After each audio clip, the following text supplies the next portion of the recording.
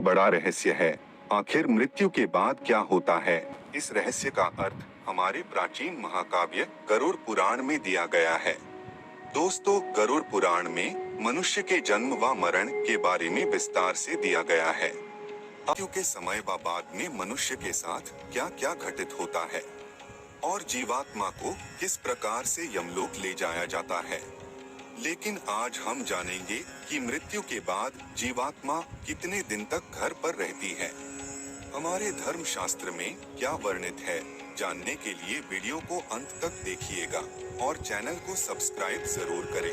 दोस्तों, आपको बता दें कि गरुड़ पुराण वैष्णव संप्रदाय से संबंधित है और इसके अनुसार इस सृष्टि के पालनकर्ता भगवान विष्णु है।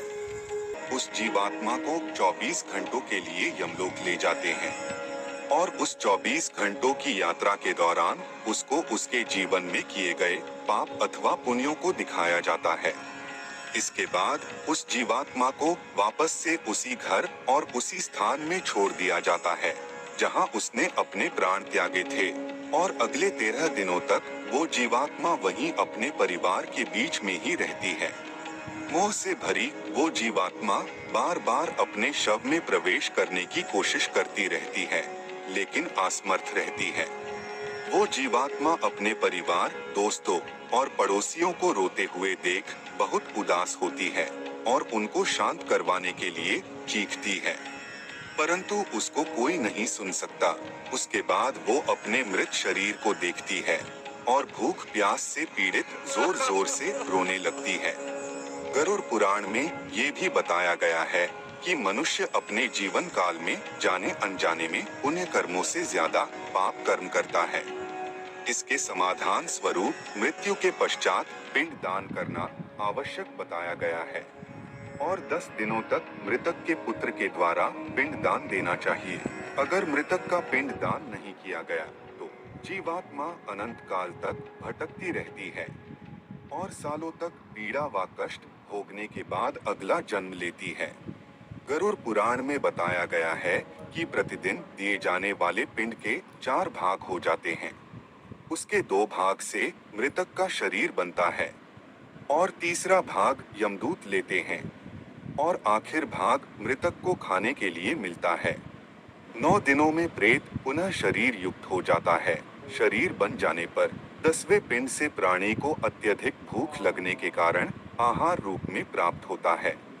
गरुड़ पुराण के अनुसार 10 दिन तक दिए जाने वाले पिंड दान में विधि, मंत्र, स्वादा, आवाहन, आशीर्वाद का प्रयोग नहीं होता।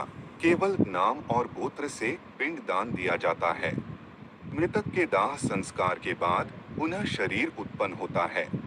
मृत व्यक्ति के जल जाने के बाद पिंड दान द्वारा उसे 1 हाथ लंबा शरीर प्राप्त होता है, जिससे वो यमलोक में अपने अच्छे बुरे कर्म भोगने जाता है।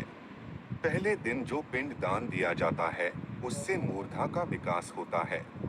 दूसरे दिन के पिंड दान से ग्रीवा और दोनों स्तंभ बनते हैं। तीसरे दिन के पिंड दान से हृदय व चौथे दिन से पृष्ठ भाग उत्पन्न होता है। 5वें दिन के पिंड दान से नाभि, 6वें दिन से कट प्रदेश, 7वें दिन से गुरभाग, 8वें दिन से पुरी, 9वें दिन से तालू व पैर और 10वें दिन के पिंड दान से क्षुधा की उत्पत्ति होती है। जीवात्मा शरीर प्राप्त करने के बाद भूख से पीड़ित होता है और घर के द्वार पर ही रहता है। 10वें दिन जो पिंड दान होता है उसमें मृतक का प्रिय भोजन बनाकर देना चाहिए, क्योंकि 10वें दिन तक शरीर का निर्माण हो जाता है और मृतक को अत्यधिक भूख लगती है। प्रिय भोजन के अलावा अन्य भोजन का दान देने पर उसकी भूख शांत नहीं हो पाती है।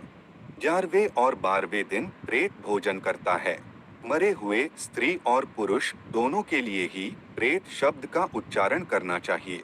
उन दिनों जल, वस्त्र जो कुछ भी दिया जाता है उसे प्रेत शब्द का इस्तेमाल करके देना चाहिए, क्योंकि उससे मृतक को शांति मिलती है। 13वीं होने के बाद यमदूत वापस से उस प्रेत को यमलोक ले जाते हैं। जो व्यक्ति जितना पापी होगा उसका अंतिम मार्ग उतना ही कठिन होता है। जो व्यक्ति पुण्यवान, भक्तिवान होगा उसकी स्वर्ग की यात्रा उतनी ही सुखदायी होगी। इसलिए हमें ये ध्यान रखना चाहिए कि कर्मों के फल जीते जी नहीं, बल्कि मृत्यु के बाद भी भोगने पड़ते हैं।